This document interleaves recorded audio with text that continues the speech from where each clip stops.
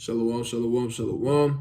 First and foremost, I want to give all honor and glory to Yahweh, Ba'ashem, Yahweh Shai. Yahweh being the name of the Heavenly Father, who the world calls God. Yahweh Shai being the name of his beloved Son, who the world inwardly calls Jesus.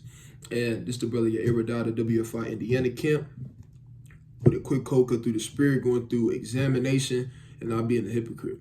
All right, because you want to examine yourself at all times. You shouldn't have to wait until Friday at sundown and then you examine yourself throughout the whole week.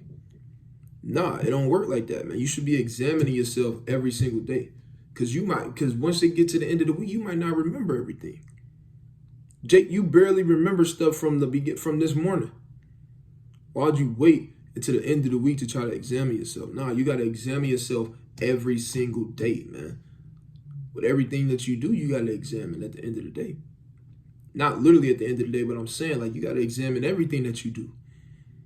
So, Jake, you got to examine yourself to keep yourself from being a hypocrite. You got to examine yourself to keep yourself from getting put in a chokehold into sin. And those little small sins that you just you just letting them live at the end of the day. You letting those little sins live because you think it's not that big of a deal. Next thing you know, now all hell is breaking loose. And that little sin that you didn't take care of, or that little whatever the case may be, you never took care of, now all of a sudden it's a big problem now. You didn't used to struggle with lust, but you let that one little thing, that one little time you slipped up and you never took care of that. You never purged that thing out. But instead, you let it live within you and grow like a cancer and spread. And guess what? When that cancer spreads and once it gets to a certain point, and guess what? It's a wrap. What's gonna happen? You're gonna die. And it's the same thing with sin. Sin bringing forth what? Death at the end of the day. So you got to be able to examine yourself, and not be a hypocrite. Examine yourself to not let these sins continue to grow within you. You want to be prudent in this thing, not imprudent. And we're going to go through all those different things. But first, let me bring this out, right? This is the book of Matthew, chapter 6, and verse 24. And it reads, "No man can serve two masters, for either he will hate the one and love the other." Right? So you can't serve Satan and serve Yahweh Shai, man. Serve Yahweh Ba'ashem Yahweh Shai. It don't work like that, man. Can't be a brother. You out here damn all hell breaking loose. And while all hell breaking loose, you smoking weed. You smoking weed, you still going to the strip club. All right? You still hanging around all your worldly friends. You don't change. You just know that you from the tribe of Judah and you're an Israelite and you know a couple scriptures. You can't be like that. All right? You gotta be able to, you gotta pick one or the other. If you're gonna serve Yahweh Ba'ashem Yahweh Shai, you gotta serve him with all your might and all your soul. In sincerity and in truth. Because if not, you're going to get cut down, just like the ones in the wilderness did. Right? That's Deuteronomy 4:4. It says, "Those that cleaved unto," real quick, we can grab it real quick. I love this scripture. All right, this is the book of Deuteronomy. So I can bear with me. It's the book of Deuteronomy, chapter 4 and verse 4. And it reads, "But ye did cleave unto the Lord your God," "But ye that did cleave unto the Lord your God are alive, every one of you, this day." You see that? So it said, the ones that did cleave unto the Lord, guess what? They was kept alive, man. All right? They wasn't getting swallowed by the earth. All right? Bitten by the serpents and dying from the serpents. Well, so on and so forth. Guess what? They was preserved. Why? Because they cleaved unto the Lord. All right? They served the Lord in sincerity and in truth. And they chose which one they was going to serve, whether that be the Most High God or whether that be Satan. All right? Let's finish this in Matthew chapter 6 and 24. It says, "No man can serve two masters, for either he will hate the one and love the other." And that's what you got to do in these last days. You got to hate the things that the Lord hates. You have to hate evil, pride, arrogancy, sin. You have to hate those different things. So the same things that you're supposed to be hating, you can't just all of a sudden now you you indulging yourself in those different things. Now you gotta hate it. Real quick, let's go to the book of Proverbs, and then we're gonna go back to Matthew chapter 6. Let's go to Proverbs chapter 8. All right, this is the book of Proverbs chapter 8 and verse 13, and it reads, "The fear of the Lord is to hate evil." So the fear of the Lord, amongst many other things, is to hate evil, man. When you hate evil, you know you fear the Lord. It says the fear of the Lord is to hate evil, pride, and arrogancy, and the evil way, and the forward mouth do I hate, man. So you got to hate what the Lord hates. And the Lord hates those different things, along with a multitude of other different things do the Lord hate. All right, so guess what? You got to hate those things also. Right, so back in Matthew chapter 6 and verse 24 says, "No man can serve two masters, for he will hate the one and love the other." You can't be somebody that loves pride, love arrogancy, mischief, deceit, vanity. You can't be somebody like that, man. Because those are the things that you have to hate at the end of the day. You understand? It says, continuing on, says, "Or else he will hold to the one and despise the other. Ye cannot serve God and mammon." So look, at the end of the day, those different things you gotta choose. All right, you can't indulge yourself in the things that the Lord hates, because when you indulge yourself in the thing that the Lord hates, guess what? You love that thing, and guess what? In that action that you're doing, or in that sin that you're committing, guess what? You hating the Lord, man. Because you either gonna love the one and hate the other. You understand? So you gotta walk on this straight and narrow path, and it's truth. Right? Let's go to the book of Sirach, chapter 33 and verse 2. All right, 33 and verse 2. It says, "A wise man hateth not the law." So a wise man is not going to hate the law. You understand? A wise man is going to take heed unto the law. A wise man understands that the law is perfect. A wise man understands that through the law, that's how a man, right, is deemed wise, by performing the law. You understand? Amongst a multitude of other different things. So it says, "A wise man hateth not the law, but he that is an hypocrite therein is as a ship in the storm." And when the ship is in the storm, what's going on? All hell is breaking loose. A ship that's in the storm is not just going straight, right? It's not just going straight like that. A ship that's in the storm is going back, forth, going like this, and then it'll take a big dive because of the wave. All hell breaking loose. Water's getting all onto the ship, infiltrating into the different things and the mechanical systems and stuff, man. And that's how hypocrites are in this thing. And you don't want to be that way in this truth, because at that point you're being double-minded. And what did the Lord say about a double-minded man? Let's go to the book of James, chapter 1, verse 8. Right? It's the book of James, chapter 1, and verse 8. And it reads, "A double-minded man is unstable in all his ways." So you don't want to be a double-minded man. You don't want to be the person or the brother or the sister that, you're a hypocrite. You're like that ship that's being tossed to and fro in the storm. You're double-minded. You speak the truth one day, but then the next day you got a blunt in your hand. Or you got a blunt in your hand while you trying to speak the truth to people. Okay, you telling another brother not to commit fornication, but brother, you committing fornication. You getting on this brother for eating pork, and then when he order the pork pizza and the pork pizza get there, guess what? You say, "Let me get a slice." All those different things, you being double-minded. You being a hypocrite at the end of the day. You don't want to have that holier than thou spirit. So you in the sight of men, you're acting like you're this holy brother or this holy sister. You can do no wrong, but then you go behind closed doors and all hell is breaking loose. All hell is breaking loose. Your household's out of order. Your woman don't respect you. Your kids don't listen to you. And then you try to come to Kent as if everything is all good, man. And that you can do no wrong. You can do no sin. All right? These are the things that we got to get out of, Israel. These are the things that you don't want to fall into. Because when you do that, hey, the Lord's going to show your hand at the end of the day. All right? Let's go to the book of Sirach, chapter 37. Sirach 37 and 19.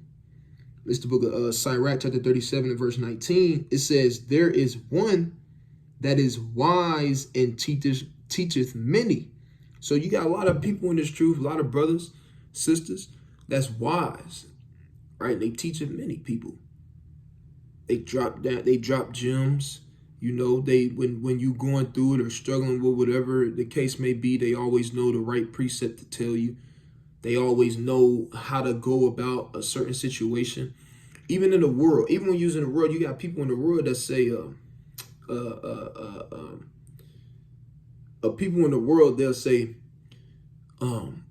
man, I give good relationship advice, but I can never take my own relationship advice.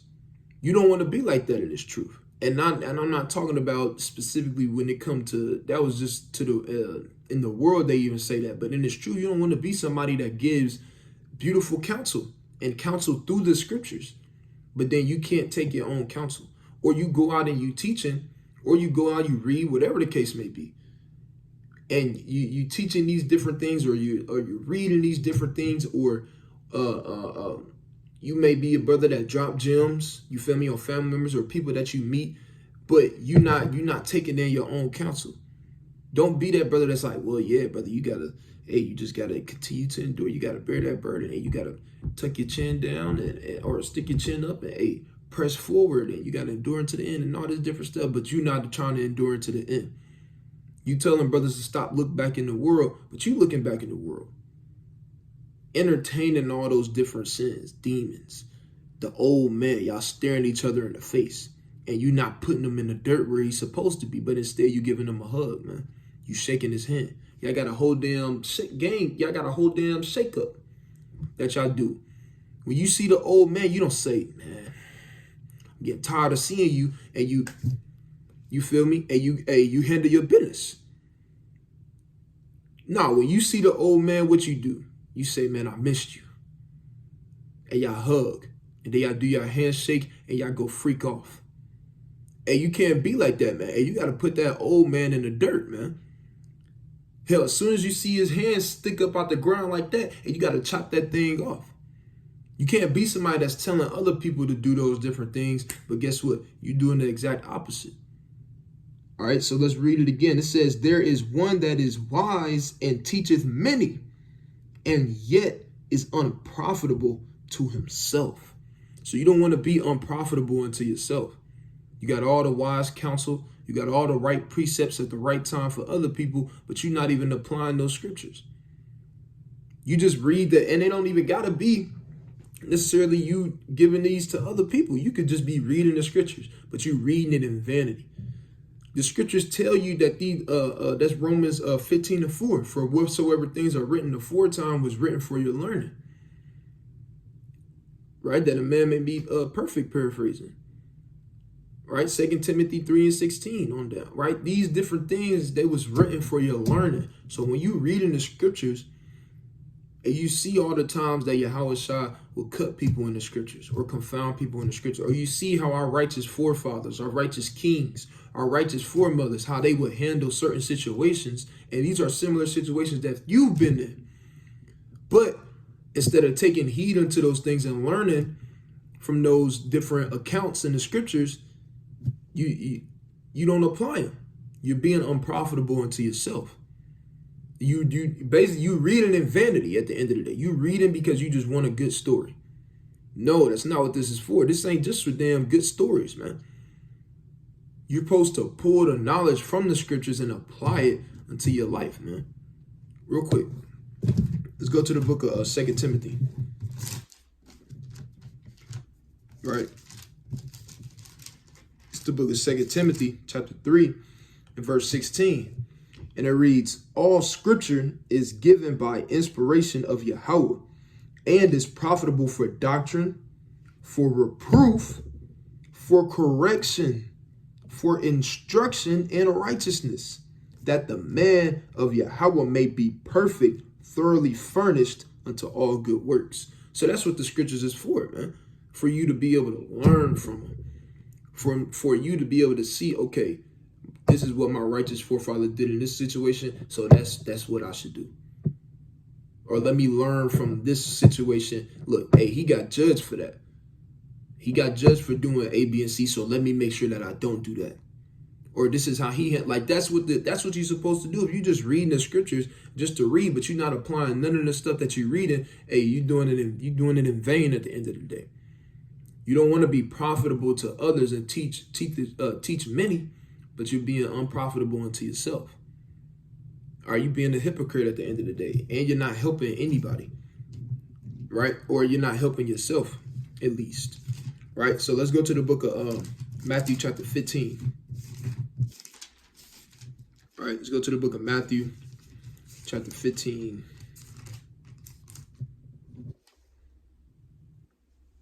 All right, this is the book of Matthew chapter 15 and verse 7. Right, this is Matthew chapter 15 and verse 7. It says, "Ye hypocrites, well did Esaias prophesy of you, saying," right? Talk about the prophet Isaiah. Verse 8, "This people draweth nigh unto me with their mouth, and honor me with their lips, but their heart is far from me." So you don't want to be somebody that does the word in or salakia. You don't want to be somebody that's a hearer of the word but not a doer of the word. All right, you don't want to be somebody that, hey, you could talk a good game. Oh yeah, I will buy y'all summer, or whatever the case may be. You a super Israelite on Friday night and Saturday, but then the rest of the 6 days of the week, you back to being Tyrone. You back to being Darius. You back to being Poopy. All these different things you got to understand. Hey, these are ways to not follow. You don't want to be a hypocrite. Don't be in the way of the hypocrites. Don't become a hypocrite. And if you understand, or if you know that you're being a hypocrite, turn away from it immediately. Repent to the Lord and get out of the way of those different things. So you don't want to be like this. It says, "This people draweth nigh unto me with their mouth and honor me with their lips, but their heart is far from me." You don't want your heart to be far from the Lord, meaning your mind, right? Your actions. You understand? But hey, you talk a good game though. You talk a good game unto the Lord, but hey, your mind is always on vanity, folly, madness, concupiscence, lasciviousness, deceit. All right, all these different things. Let's go to the book of Isaiah, chapter 29, because that's what Yahushua was quoting. Right? This is the book of Isaiah, chapter 29 and verse 13. It says, "Wherefore the Lord said, for as much as this people draw near me with their mouth and with their lips do honor me, but have removed their heart far from me, and their fear toward me is taught by the precept of men." You see that? So you don't want to be like that. You don't want to be the person that, hey, you talk a good game, you talk this, you talk that, you know the scriptures, you could call a lot of scriptures from memory, or in the middle of the conversation, it may be a conversation relating to a certain precept and you know how to call it and say, well, yeah, that's just like when A, B, and C. But then you know all this different stuff, but you're being unprofitable unto yourself because you're not taking heed unto all the scriptures that you know. You're not taking heed to the knowledge that the Most High God is giving you. You're not taking heed to the accounts that the Lord has left here for the so-called blacks, Hispanics, and Native Americans who are the Israelites. And you're not taking heed to it, learning from it. But instead, you're being a hypocrite. All right, you can't be like that in these last days. All right, because it's not going to fare well with you. Let's go to the book of Proverbs, chapter 16. All right, this is the book of Proverbs, chapter 16 and verse 2. Because you got to be able to take accountability too. You have to be able to take accountability. If you can't take accountability, you're not going to be able to examine yourself. Nobody that can't or doesn't know how to take accountability for their actions, you're not going to be able to examine yourself properly. Why? Because when you examine yourself, you're going to think that you're right. You're going to think that what you did, or how you conducted yourself, or the thing that you said, or whatever the case may be, was right. So you're going to try to justify it. So when you examine yourself, you fooling yourself. You're playing what they used to say, congratulations, you played yourself. That's what a lot of you brothers is doing, and a lot of you sisters. Y'all playing yourself. You so-called examining yourself, but you examining yourself with a damn like on the damn game with all the sliders up. You examining yourself with all the sliders up. So every time you shoot, guess what? It goes in. No matter how you do it. You can shoot it from half court or throw it from half court, and guess what? Hey, that shot's going to go in. Why? Because you're doing it with the sliders up. But make those sliders realistic, right? Put those sliders where they're supposed to be, so you looking at it clear as day and realistically. And guess what? You'll be able to see those flaws. You'll be able to see that, hey, when you shoot that thing, guess what? It ain't going to always go in.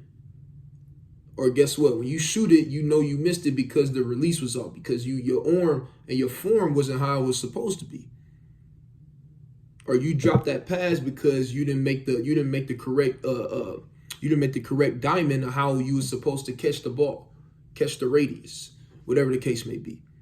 So these are the different things that, hey, you gotta be able to do in order to examine yourself, which is what? Hey, you gotta be real. You can't be somebody that thinks that they always right. You got to be able to have accountability and take accountability, right? This is the book of Proverbs chapter 16 and verse 2. It says, all the ways of man are clean in his own eyes, but the Lord weigheth the spirits. So all the ways of men, guess what? They clean in their own eyes. A lot of time, man thinks that they never go off, right? Not all, man, but most most people, they think the things that they do, hey, there's nothing wrong with it. Think the things that they do, the way that they carry themselves, they try to justify it, so on and so forth. You can't be that way in this truth, right? You cannot be that way in this truth. Let's go to Proverbs chapter 26 and verse 13, right? It says, the slothful man saith, there is a lion in the way. A lion is in the streets. Now, what does that mean? What is that saying? Saying a slothful man, there is a lion in the way. A lion is in the streets, meaning what? Excuses. There's always an excuse. There's never just, you know what? You right, or I shouldn't have did that. I was wrong. I shouldn't have went about it that way. You right. You know what? It's never that. It's always, well, I didn't do this because I had this, and this, or nah, but this and this and this is how or why I did it like that. Nah, you can't be the brother or the sister that's always making excuses. It doesn't matter what you do. It's never just, you right. It's always a reason. It's always an excuse. It's always whatever the case may be. You can't be like that in this truth. All right, it says, a slothful man, right? Proverbs 26 and 13, a slothful man say, if there is a lion in the way, a lion is in the streets.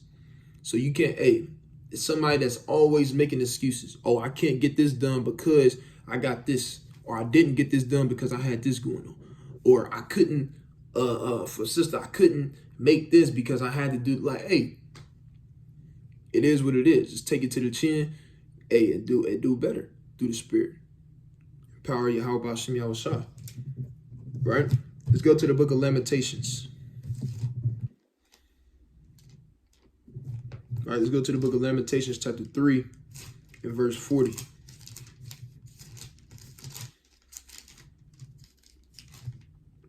It's the book of Lamentations, chapter 3 and verse 40.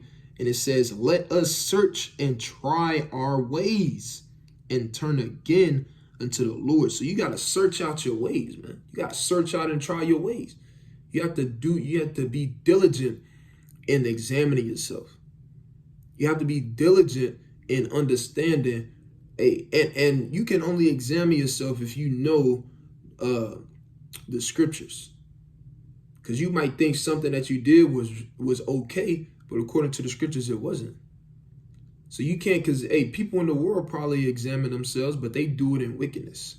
Why? Because they don't understand the scriptures. They don't know the scriptures. But you do.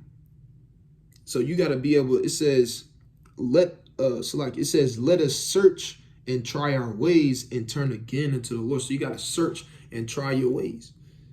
Examine yourself. Make diligent search. Okay? And then guess what? Turn to the Lord. Turn back into the Lord. Okay, you know what? I did this wrong. I did that wrong. I did this wrong. Okay. So, let me I can do better in that area. Or you know what? She was right.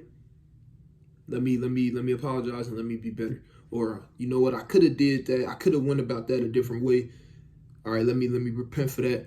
And so you gotta make diligent search and then turn back into the Lord.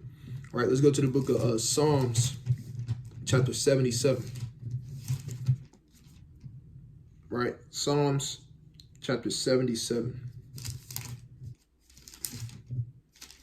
And verse 6. It's the book of Psalms, chapter 77 and verse 6. And it reads, I call to remembrance my song in the night. I commune with mine own heart. So David said, I call to remembrance my song in the night. I commune with my own heart. What is your heart? Your mind. But he said, I commune. This commune is not talking about gathering together and having a good time, right? Though that word commune, right? The definition of commune, right, in this context, right? Strong's 878, or it's like his Strong's H 7878. The word saya, it goes into to meditate, consider, or put forth thoughts. You see that? So when David said commune, what was he doing? Right? He was meditating, he was considering, he was putting forth his thoughts, man.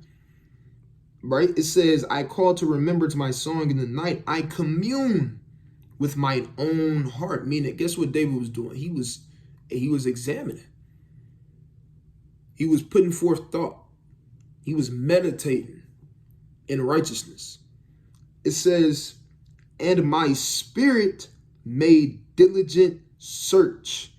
And that's what we got to do in these last days, man. That's what you got to do. That's what I got to do. That's what we all got to do in these last days is what? And we got to make diligent search by doing what? By communing. And what do we mean by communion according to the scriptures? To meditate, consider, and put forth thoughts, man. In righteousness. To doing what? Examining yourself. You got to commune with your heart, which is your mind, and and with your spirit, and make diligent search in these last days. To do what? Examine yourself, examine your ways, try your ways, and see if they be righteous or not. All right, ask the Lord to search you. Okay.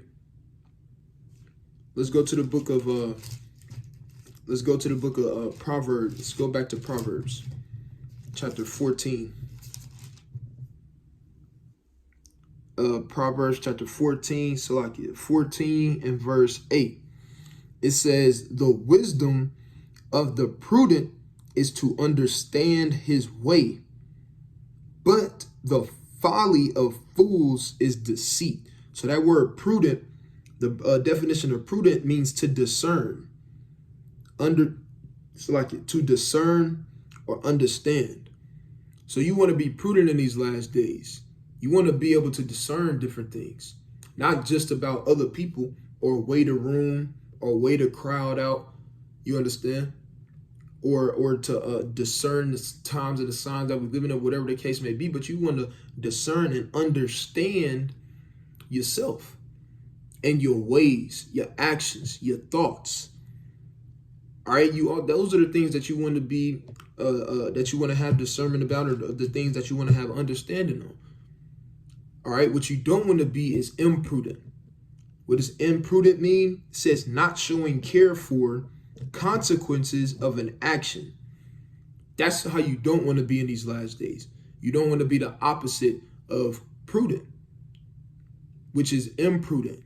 You want to make sure that you're being prudent in these last days, which is you want to understand, have discernment, think about ponder about these different things, not be rash. Imprudent, meaning you don't care about your actions or the consequences that come by the actions. You don't think about those different things. Neither do you care. All right. Real quick, let's go to the book of Sirach, chapter 23 and verse 6. Really 1 through 6 is mighty, but this is verse 6. It says, let not the greediness of the belly nor lust of the flesh take hold of me, and give not over me thy servant into an imprudent mind. So you don't want to become imprudent in these last days. Ask the Lord to not make you imprudent. Pray unto the Lord for that. Because the Lord can put that spirit upon man to make him imprudent, to make him not care about his actions, to make him ultimately on the way to being reprobate, giving forth strong delusions, etc., etc. All right. So Lord willing, brothers and sisters, was edified through the Spirit. Understand and know that you need to be examining yourself daily, make diligent search, and then turn back into the Lord, man. Not being a hypocrite in these last days, but when you're reading these scriptures, you actually applying these scriptures. You understand? When you give counsel, you actually applying the counsel, your own counsel that you given, that you applying it into yourself. You understand? So all praises to Yahweh Shem Yahushai. Lord willing, brothers and sisters, edified through this video. Kwame Sha'Allah. Shalom.